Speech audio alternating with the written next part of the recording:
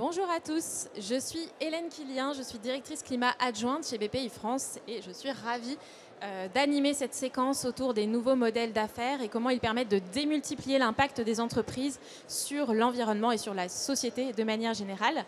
Et pour parler de ce sujet, je suis accompagnée de deux personnalités qui expérimentent au quotidien ces nouveaux modèles au sein de leur organisation respective. Donc Emma Scribe, qui est directrice des grands investissements chez Team for the Planet, et Emmanuel Hautebourg, qui est directeur administratif et financier dans la société Advance. Et donc pour commencer, pourriez-vous chacun présenter en quelques mots l'organisation, vos organisations et votre rôle au sein de celle-ci? Peut-être Emma, si tu veux débuter. Bonjour à toutes et à tous. J'ai essayé de ne pas vous tourner trop le dos. Moi, je suis directrice des grands investisseurs chez Team for the Planet, comme l'a dit Hélène. Team for the Planet, c'est une société d'investissement et un mouvement citoyen dédié à la décarbonation à grande échelle. Et donc, ce qu'on fait, c'est qu'on détecte, on finance et on déploie des innovations qui luttent contre les gaz à effet de serre. Voilà. Parfait. Emmanuel, de ton côté, chez Advance? Oui, donc moi, je suis Emmanuel Hautebourg. Donc, je suis CFO du groupe Advance. Et Advance, on est un pure player en cybersécurité. Donc, on accompagne des entreprises, des ETI, des grandes organisations dans leur cybersécurité à travers des pentests, des audits.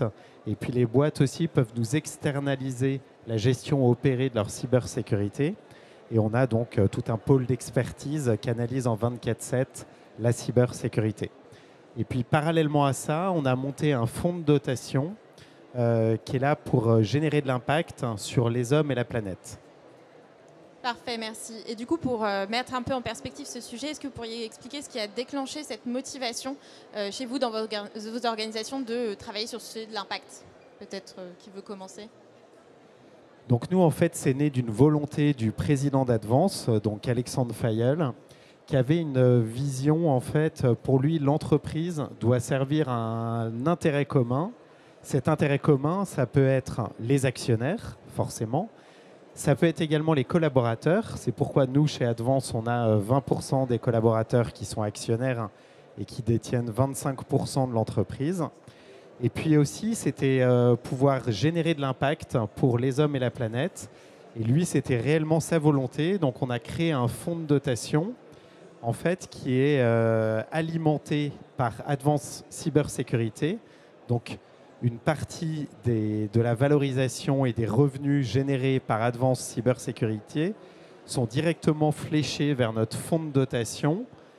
Le fonds de dotation bénéficie du coup d'une plus grande manne financière pour générer de l'impact. Et on pense que cet impact global va régénérer de l'activité vers Advance Cybersécurité.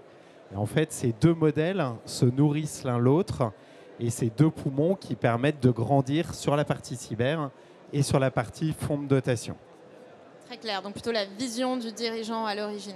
Ok. Et Emma, chez Team for the Planet? Team for the Planet, ça a été fondé par des entrepreneurs au départ qui n'étaient pas spécialement spécialistes du climat. Ils avaient plutôt monté des entreprises dans la tech, dans le numérique, etc. Et en fait, le constat de Team for the Planet, il est assez simple, c'est que si on n'est pas président de la République ou milliardaire, c'est très compliqué d'avoir un impact systémique. Et donc, face à ce constat-là, en fait, il y avait une urgence à créer un outil. En fait, Team for the Planet, avant d'être une société d'investissement et un mouvement citoyen, c'est vraiment un outil dont n'importe qui peut se saisir. Et donc, c'est la raison pour laquelle on a proposé de créer cette structure-là, dont n'importe qui peut devenir actionnaire à partir de 1 euro en quelques minutes, 7 jours sur 7, 24 heures sur 24. Et donc, c'est vraiment ça l'étincelle créatrice. Et puis, l'autre étincelle un petit peu créatrice de Team for the Planet, c'est de se dire, aujourd'hui, les innovations dont on a besoin pour décarboner à grande échelle, elles existent toutes déjà. Le seul problème, c'est qu'elles ne trouvent pas la façon dont elles vont se déployer et devenir des entreprises qui vont pouvoir se déployer dans le monde économique réel. Parce que souvent, les innovations, elles sont portées par des chercheurs, des chercheuses, des innovateurs, des innovatrices, en fait, qui savent pas monter des boîtes, et c'est normal, c'est pas ça qu'on leur demande. Et donc du coup, ce qu'on a décidé de faire, c'était aussi créer un outil qui permettait d'apporter cette compétence entrepreneuriale très très tôt dans le projet. Donc nous, en fait, on a une chasseuse de tête en interne qui va venir faire ce matching. Des fois, on dit un peu qu'on est le Tinder du climat, où on fait matcher un entrepreneur et un innovateur ou une innovatrice sur des sujets cruciaux. Donc ça, c'est vraiment aussi l'étincelle créatrice de Team for the Planet. Elle se dit, il faut vraiment que ces boîtes-là existent et qu'elles existent dans le monde économique réel et qu'elles se déploient l'emploi à grande échelle le plus rapidement possible.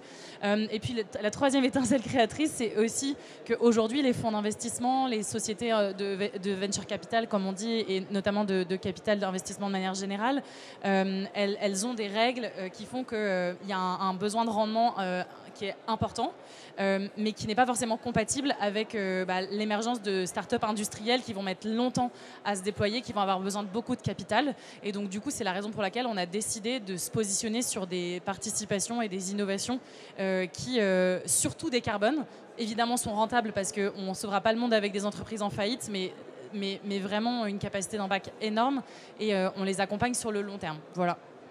Okay. Donc finalement, vous répondez à une faille de marché pour soutenir ces solutions disons qu'on est aujourd'hui, maintenant ça fait 5 ans qu'on existe, on a testé beaucoup de choses, la preuve de concept elle est faite sur notre méthodologie et aujourd'hui on se présente un peu comme un maillon manquant de la chaîne de l'investissement en capital qui vient vraiment dérisquer des innovations dont on a absolument besoin, qu'il faut voir émerger, mais qu'aujourd'hui le capital investissement ne peut pas ou ne sait pas financer.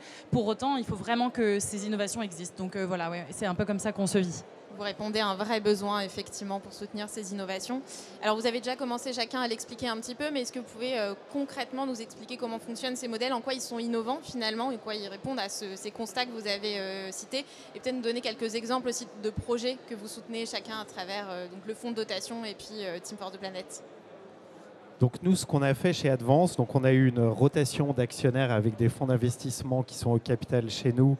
On a une rotation en 2021 et en fait, tous les actionnaires en 2021 ont signé des promesses de rétrocession d'actions pour le tour d'après. Donc au prochain tour, en 2026, on pense que ce sera en 2026, il y aura une rétrocession d'une partie des actions vers le fonds de dotation. Et notre volonté, c'est que le fonds de dotation devienne à terme l'actionnaire de référence et l'actionnaire majoritaire chez Advance. Donc ça va permettre de donner une vision long terme au fonds de dotation avec un financement long terme et très récurrent. Et ce qu'on a fait aussi, c'est qu'il y a eu à la création du fonds de dotation, il y a eu des versements des différents actionnaires pour amorcer l'activité de ce fonds de dotation. Ça nous a permis d'identifier des projets à impact dans lesquels on voulait investir. Donc exemple très concret, Team for the Planet, puisque le fonds de dotation Advance est actionnaire de Team for the Planet. Et puis, on finance aussi des projets à impact plus sociétaux. Donc, on a été incubateur un petit peu d'entourage et de Linked Out, donc qui est une association pour aider le retour à l'emploi de personnes qui sont en difficulté. Et puis, on a aussi lancé une grande campagne vulnérable au moment du Vendée Globe, avec donc 2 bateaux qui portaient les couleurs du Vendée Globe, enfin vulnérables autour du monde, avec Thomas Ruyant et Sam Goodchild, voilà, qui étaient financés par notre fonds de dotation. Et un autre exemple aussi, c'est la fresque du cyber-citoyen. Je ne sais pas si vous connaissez la fresque du climat. Nous, en fait, on a créé la fresque du cyber-citoyen. Et en fait, c'est population collège, donc pour les jeunes. Et en fait, on a monté un jeu qui a été dispensé dans toute l'Académie de Paris pour éduquer les jeunes face aux dangers du numérique. Et voilà, donc en fait, c'est un petit jeu. Ils font ça par classe. Ça a bien marché sur l'Académie de Paris. Et là, on est en train de le déployer dans une quinzaine d'académies. Et peut-être que ça sera déployé partout en France. Et le but, comme la fresque du climat, c'est que le modèle nous échappe et que les académies, l'éducation nationale prennent le relais. Très bien. Et comment vous choisissez aujourd'hui vos projets, justement, impact? Ça a l'air assez varié. Est-ce que vous avez des critères de choix particuliers? En fait, l'objet du fonds de dotation, c'est l'éducation des jeunes générations face aux dangers du numérique. Ensuite, on a le climat, l'inclusion sociale et la santé. Donc, il faut que les projets soient liés autour de ces thèmes-là. Et ensuite, on a un comité d'impact avec le CEO du fonds de dotation et puis différentes personnes du groupe où on sélectionne les projets dans lesquels on souhaite investir. Ok, merci, très clair. Et Emma, peut-être pour Team for the Planet sur le modèle? Oui, je pense que ce qu'on partage avec Advance et avec le fonds de dotation, c'est qu'en fait, on se pose vraiment la question de comment est-ce que la création de valeur financière peut venir alimenter une machine de manière vertueuse. Donc là, la notion de fondation actionnaire, c'est vraiment exactement ça. C'est-à-dire que la valeur de l'entreprise Advance va venir alimenter la performance sociétale et climatique du fonds de dotation. Nous, chez Team for the Planet, on s'est aussi posé cette question-là le jour 1. Enfin, c'est vraiment aussi, ça fait partie un peu de l'étincelle créatrice de Team for the Planet. C'est qu'aujourd'hui, ce qui se passe, c'est que nous, nos actionnaires investissent en capital chez nous. C'est pas du don, c'est pas une association. Nous, on est une société en commandite par action pour les juristes de cette petite assemblée. On est une société dans laquelle nos actionnaires investissent. Et nous, on investit en capital dans les participations. Donc, dans des innovations, on prend entre 10 et 50% du capital. Donc, parfois, on est minoritaire, majoritaire, etc. On investit vraiment en capital et on gère un portefeuille comme un fonds d'investissement. D'ici 2031, on l'espère, en tous les cas, il y aura certaines de nos entreprises qui auront réussi, qui auront beaucoup grossi et qui auront besoin d'autres fonds d'investissement pour les accompagner. Donc, on sortira du capital et donc, du coup, on revendra nos parts. Et de cette sortie-là, sera généré des bénéfices, des revenus. Et là, la question qu'on s'est posée, c'est qu'est-ce qu'on fait de ces revenus? Est-ce qu'on fait ce qu'on appelle, on crée un carré d'intérêt, on intéresse l'équipe et puis on le reverse à nos actionnaires? Ou est-ce qu'on fait autre chose avec? Et donc, du coup, ces revenus, aujourd'hui, ce qui se passe pour Team for the Planet, c'est que ces revenus, ils sont divisés en deux choses. La première chose, c'est qu'ils sont sanctuarisés dans un fonds de réserve, ce qui permet à nos actionnaires de sortir de Team for the Planet à 1 euro pour 1 euro, non corrigé de l'inflation, pour que en fait, nos actionnaires puissent sortir. C'est ce qu'on appelle la liquidité, c'est un peu la base de la finance. Donc du coup, nos actionnaires peuvent sortir en 2031 à 1 euro pour 1 euro, basé sur les gains et ce qu'on appelle les exits. C'est horrible, il n'y a que des mots anglais dans le monde de l'investissement, mais bon voilà.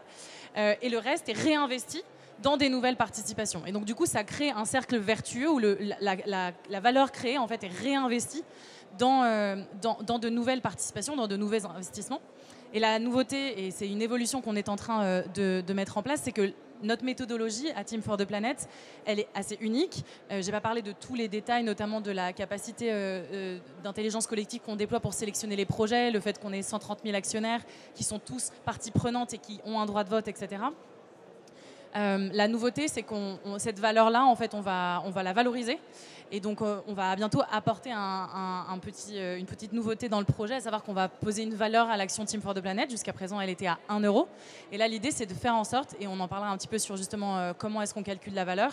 L'idée, c'est que l'action de Team for the Planet prenne une valeur à la fois climatique, financière et sociétale, pour faire en sorte aussi que nos actionnaires puissent sortir, non pas via un fonds de réserve, mais aussi via un marché secondaire. C'est assez technique, hein, je ne sais pas qui sont dans la salle, les gens qui sont financiers, mais en fait, l'idée, c'est vraiment de se poser la question de comment est-ce qu'on crée un modèle qui est vertueux, où la valeur qui est créée peut être à un moment donné réinjectée dans des nouvelles participations, et comment la valeur qui est créée permet malgré tout de créer de la sécurité pour les investisseurs qui ont investi, sachant qu'aujourd'hui, on le sait, les entreprises qui décarbonent à grande échelle, ce sont des entreprises industrielles qui vont avoir besoin de 15, 20, 30 ans pour se déployer, et donc du coup, on ne peut pas leur apporter et en fait, les analyser et demander les mêmes taux de rendement, les mêmes taux de sortie et les mêmes taux de liquidité que sur des participations peut-être dans le digital ou sur d'autres types de marchés. Voilà. Ok, génial. Et est-ce que tu as des exemples aussi de projets comme ça que vous avez soutenus récemment ou emblématiques? Oui, bien sûr. Alors, donc tout est sur notre site internet. Quand vous tapez sur Tout savoir, et les innovations, il y en a 14 aujourd'hui, pour un montant investi et déployé d'environ 28 millions d'euros. L'exemple le plus emblématique récent, c'est Beyond the Sea, qui est de la traction vélique par voile de kite. C'est tout simplement faire du rétrofit de bateaux. Aujourd'hui, la marine marchande, c'est 100 000 bateaux environ. Et on ne peut pas imaginer soit les mettre à la poubelle, soit les transformer en des bateaux à hydrogène ou avec des biofuels. Donc en fait, la voile de kite va venir réduire la consommation de combustibles fossiles de 30%. Là, en ce moment, on est en train de faire une levée de fonds en direct auprès de nos actionnaires qui sont donc prioritaires pour investir dans les seconds tours d'investissement de 2 innovations, notamment de Archeon Énergie qui fait des pompes à chaleur de grande taille qui permettent de chauffer des bâtiments de grande envergure, donc par exemple un bâtiment comme celui-là. Et on est aussi en levée en direct auprès de nos actionnaires d'une entreprise qui s'appelle Seaturns, qui crée de l'énergie à partir de la houle. Donc c'est ce qu'on appelle l'énergie houlomotrice. C'est une énergie intéressante parce qu'elle n'est pas intermittente et elle peut être complétée par des parcs éoliens en mer. Donc c'est très intéressant. Et donc voilà, donc il y en a 14. Voilà, on a aussi Cool Roof France qui a beaucoup été plébiscité pendant les grandes chaleurs parce que c'est une peinture blanche qui permet tout simplement de refroidir la température à l'intérieur des bâtiments. Donc dans certains pays, notamment ils sont déployés en Afrique subsaharienne, c'est vraiment une peinture qui permet de faire en sorte qu'il y ait des bâtiments qui passent de invivable et inhabitable à on peut être dedans puisque ça fait baisser de 7 degrés en moyenne la température à l'intérieur des bâtiments. Donc voilà les exemples dans lesquels on a investi sur des tickets qui vont de 100 000 € à 3 millions d'euros. Cool Roof qui est d'ailleurs présent sur cet événement, qui a présenté sa solution ce matin sur le sujet de l'adaptation au dérèglement climatique qui devient de plus en plus urgent, auquel on doit effectivement s'adresser. Et donc, si je comprends bien, vous avez une solution donc, financière, évidemment, mais aussi d'accompagnement, vous aider à structurer la société, à développer, à grandir. Oui, c'est un peu ça, en fait. C'est pour ça que c'est hyper important de comprendre que Team for the Planet, c'est un mouvement citoyen d'actionnaires. Les actionnaires, aujourd'hui, ils sont partie prenante du projet, ils ont un pouvoir, parce qu'ils ont un droit de vote, et ils sont ambassadeurs. Des fois, on utilise un peu la métaphore des Avengers. Aujourd'hui, on a 130 000 personnes qui sont un peu des Avengers pour le climat, qui ont investi, qu'ils aient investi 1 € ou 5 millions d'euros, peu importe. Ils sont en capacité d'aider les participation de Team for the Planet à grandir. Je vous donne un exemple. Par exemple, Beyond the Sea a trouvé ses 2 premiers clients, donc l'armée, la Marine nationale et les abeilles, grâce à des actionnaires Team for the Planet qui ont dit bah, « moi, je travaille dans telle entreprise, je peux vous présenter ». Pareil, Cool Roof France, ils cherchaient à joindre Bouygues Immobilier, qui a un parc immobilier, comme vous l'imaginez, qui est absolument colossal. Ils avaient besoin d'être mis en relation avec Bouygues Immobilier pour installer la peinture Cool Roof France sur leur toit.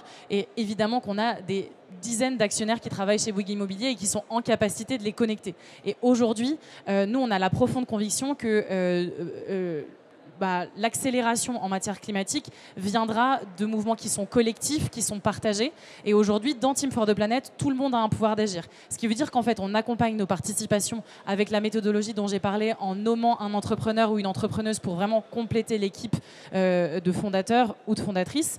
Mais on va venir aussi les accompagner sur la recherche des talents. Par exemple, Beyond the Sea a recruté sa directrice technique grâce au réseau Team for the Planet. On va les accompagner sur leurs fournisseurs, sur leurs clients, sur leur notoriété, sur en fait tout ce qui fait qu'une boîte réussit à la fin. C'est pas juste du capital, c'est évidemment tout le reste. Et ça, je peux vous le dire, on est vraiment au plus proche du terrain de nos participations.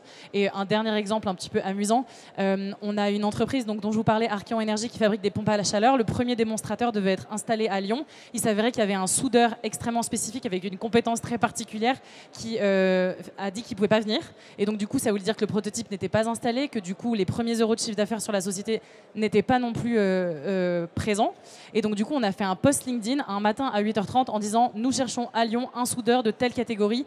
Est-ce que vous pouvez nous aider ?» Et on a trouvé un soudeur en 1 heure. Voilà. Donc, en fait, c'est une anecdote, mais en fait, d'un point de vue systémique, c'est absolument massif parce que si demain, je ne sais pas, on a envie d'installer une innovation en Chine, ou on a envie d'ouvrir un autre pays, ou on a envie de trouver une expertise, en fait, aujourd'hui, on a vraiment la conviction que ces 130 000 actionnaires, c'est finalement notre unfair competitive advantage pour continuer les anglicismes de l'enfer, désolé. Donc finalement, la force de votre modèle, c'est la force du collectif et ça démontre bien toute l'importance du collectif et du réseau pour démultiplier l'impact sur la société, sur l'environnement. Merci beaucoup, c'est très clair. Peut-être justement sur cette question de l'impact, comment est-ce qu'aujourd'hui vous la mesurez, vous la valorisez auprès de vos clients, vos investisseurs quelles sont les méthodes que vous mettez en place ? Alors nous, on est à l'étape de laboratoire sur ce sujet. C'est pas encore très abouti. En fait, ce qu'on aimerait, c'est être capable de générer un impact global pour nos clients avec nos prestations de cybersécurité et rétribuer en fait une partie de l'impact qu'on génère avec les dividendes climat, par exemple, qu'on récupère de Team for the Planet, avec un dividende sociétal, D&I qui pourrait être créé. Et en fait redistribuer une partie de ces dividendes vers nos clients. C'est-à-dire on choisit Advance, on achète des prestations de cybersécurité et on récupère aussi des dividendes parce qu'on a financé Advance, on a participé au développement de l'entreprise. Alors ça, c'est pour l'instant un peu théorique. On n'a pas encore réussi à tout chaîner et à boucler la boucle là-dessus. Donc on travaille avec le lab de l'ESSEC sur ce sujet pour essayer de voir comment on peut mettre tout ça en place. Ok, génial. Donc c'est un projet en cours. Vous travaillez avec le lab de l'ESSEC dessus. Ouais. Ok. Et côté Team for the Planet, vous avez travaillé avec Dividende Climat depuis le démarrage, c'est ça? Oui, c'est ça. En fait, nous, c'est plus simple que pour Advance, parce que vous avez une ambition sociétale et tout ça. Donc, c'est effectivement très complexe. Et c'est génial que vous travailliez avec des universitaires sur le sujet. Nous, finalement, on ne fait que mesurer des tonnes de CO2 évitées. C'est-à-dire qu'en fait, depuis les rapports du GIEC, on dit qu'il faut absolument investir dans des milliards d'euros dans la transition en investissement, en capital. Le seul truc, c'est qu'il n'y avait pas d'outils concrets pour mesurer quand je mets 1 euro, 100 euros, 100 millions d'euros dans un fonds, combien de tonnes de CO2 ça réduit. Donc c'était quand même un gros trou dans la raquette. C'est ce qu'on appelle la mesure des émissions évitées.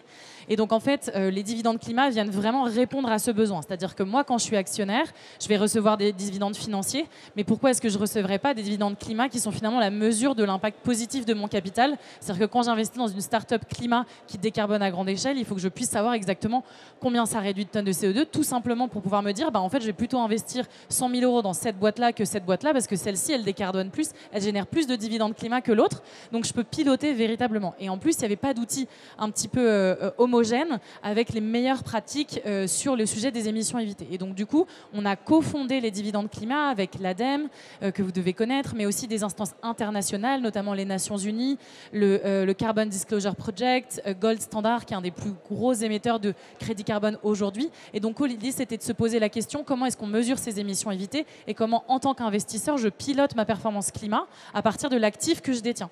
Et donc du coup, nous, c'est ce qu'on fait. On a donc du coup, comme je vous l'ai dit, 14 participations pour un montant environ de 25-28 millions d'euros investis. Et en fait, ce qui se passe, c'est que tous les ans, nos investissements nous remontent le nombre de dividendes climat, donc le nombre de tonnes de CO2 évitées qu'ils ont généré sur cette année-là. Les dividendes climat, c'est une fonction directe du chiffre d'affaires, puisque les entreprises, comme vous l'imaginez, quand une voile de kite est installée, quand un mètre carré de Coolroof France est peint, ou quand une pompe à chaleur Archeon Énergie est installée, ça représente tant de tonnes de CO2 évitées. Et donc, du coup, c'est une fonction directe du chiffre d'affaires. Donc, du coup, nous, on récupère ces dividendes climat-là et on les répartit à nos actionnaires au prorata de leur place dans le capital. Et donc, en fait, ce qui est intéressant aujourd'hui dans Team for the Planet, c'est que nos actionnaires, ils ne nous demandent pas de faire des efforts sur les dividendes financiers, ils nous demandent de maximiser le nombre de dividendes climat qu'ils reçoivent, parce que leur actif Team for the Planet, c'est un actif climat. C'est un actif qui génère des dividendes climat. Alors, comme je vous l'ai expliqué, on est en train de faire évoluer le modèle et donc du coup, à l'avenir, on sera même dans un actif qui est valorisé en triple comptabilité, c'est-à-dire que l'actif Team for the Planet sera valorisé à l'aune de sa valeur climat, donc du nombre de dividendes climat qui sont générés, mais aussi à l'aune de la valeur du portefeuille qui est en train de prendre de la valeur. Et c'est une très bonne nouvelle parce que ça veut dire qu'on a fait des bons choix d'investissement pour le moment et que la valeur de nos boîtes augmente. Et puis aussi une valeur sociale et sociétale, parce que comme vous l'avez compris, la communauté, la marque, le fait d'être un mouvement citoyen, ça aussi, ça a une valeur. Donc voilà, nous, on pilote notre performance comme cela et c'est assez puissant. Et très concrètement, donc nous qui sommes investisseurs chez Team for the Planet, en fait, pour atteindre la neutralité carbone, sur notre activité, c'est très compliqué. Donc on peut chercher à travailler avec des hébergeurs qui sont plus green, on peut chercher beaucoup de choses, mais ça ne suffira pas. Donc en fait, investir pour nous chez Team, c'est avoir ce complément pour être en neutralité carbone à terme, en fait. On ne peut pas le faire tout seul. Donc, en fait, on vous finance et on attend de Team, non pas un dividende financier, mais un dividende climat et un vrai impact sur la planète. Voilà, et donc du coup, par exemple, cette année, Advance a reçu plusieurs milliers de tonnes de CO2 évitées, donc plusieurs milliers de dividendes climat, et ça ne fait que grandir parce que plus on a de participation, plus elles décarbonent, plus elles sont efficaces, plus Advance décarbone, puisque donc le dividende climat, c'est un outil de contribution à la neutralité carbone mondiale, puisqu'en fait, on sait tous que les émissions résiduelles d'une entreprise, notamment une entreprise de service, ne pourront pas de manière magique être absorbées. Il va falloir agir de manière systémique, et c'est tout l'enjeu de Team for the Planet aujourd'hui aussi. Nous, aujourd'hui, on a 4000 entreprises qui sont actionnaires de Team for the Planet. Quand je dis entreprise, ça va d'une pharmacie, d'une ferme, jusqu'à un grand groupe du CAC 40.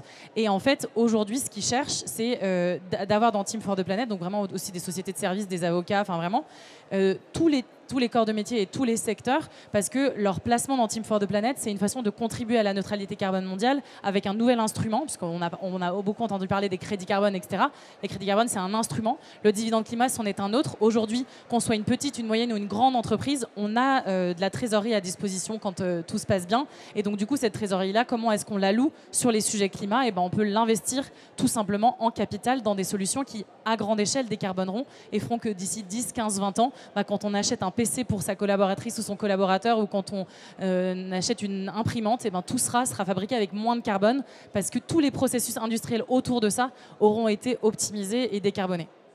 Très bien. Donc vous proposez finalement une solution aux entreprises qui cherchent à se décarboner pour qu'elles puissent valoriser ces investissements-là dans leur trajectoire de décarbonation, dans l'atteinte de leurs objectifs de neutralité carbone. Oui, tout à fait. Parce qu'en fait, aujourd'hui, la contribution à la neutralité carbone mondiale, c'est peut-être ce qu'il y a de plus compliqué et de plus fondamental pour autant, parce que ça va vraiment venir agir sur la dimension systémique d'une entreprise, en fait. Très clair, merci beaucoup. Peut-être une dernière question un peu plus personnelle pour terminer. Est-ce que vous pourriez chacun dire ce qui vous rend heureux ou optimiste aujourd'hui dans votre quotidien professionnel pour faire le lien avec le thème de cet événement sur les futurs désirables? Vas-y Emmanuel, je te laisse. Moi, ce qui me rend heureux dans mon environnement professionnel, c'est déjà le développement d'Advance. Enfin, on est une entreprise en forte croissance et on pense qu'on a vraiment un rôle, la cybersécurité aujourd'hui, on a un rôle pour la société. Je veux dire, il faut que les hôpitaux marchent, les collectivités, les écoles. Voilà, donc on a un rôle là-dedans et je trouve ça assez épanouissant à titre perso de bosser pour une boîte qui a du sens dans son activité pure. Et puis, je trouve qu'il y a une énergie, il y a plein de choses à mettre en œuvre pour générer de l'impact aujourd'hui. Et je trouve ça très énergisant d'être dans une boîte qui fait des choses comme ça. Dans ce sens-là, très clair. Et Emma ? Alors c'est vrai que c'est pas toujours évident d'être optimiste dans ce contexte, mais en fait moi j'ai plein de raisons d'être optimiste. J'ai 3 raisons en fait.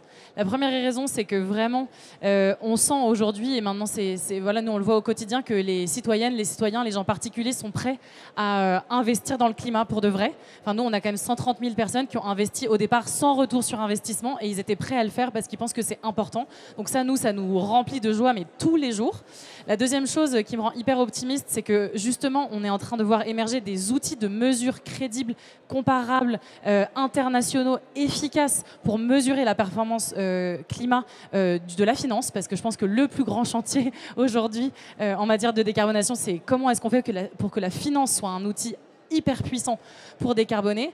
Et la troisième chose, c'est que je pense, et ça c'est vraiment quelque chose qui me rend optimiste, c'est que je trouve que de plus en plus, on voit émerger un discours et un futur désirable autour de la dimension systémique du dérèglement climatique, du fait que la décarbonation, le climat, c'est pas un sujet d'écologie, c'est vraiment un sujet géopolitique. C'est-à-dire qu'aujourd'hui, on a besoin de se décarboner à grande échelle, pas parce que c'est bien et parce qu'on est des good guys, mais parce que c'est absolument nécessaire et que c'est une nécessité géopolitique. Et je trouve que c'est peut-être quelque chose de positif et de positif à trouver dans cette conjoncture. Plein de bonnes raisons pour rester optimiste. Merci beaucoup à tous les deux pour cet échange.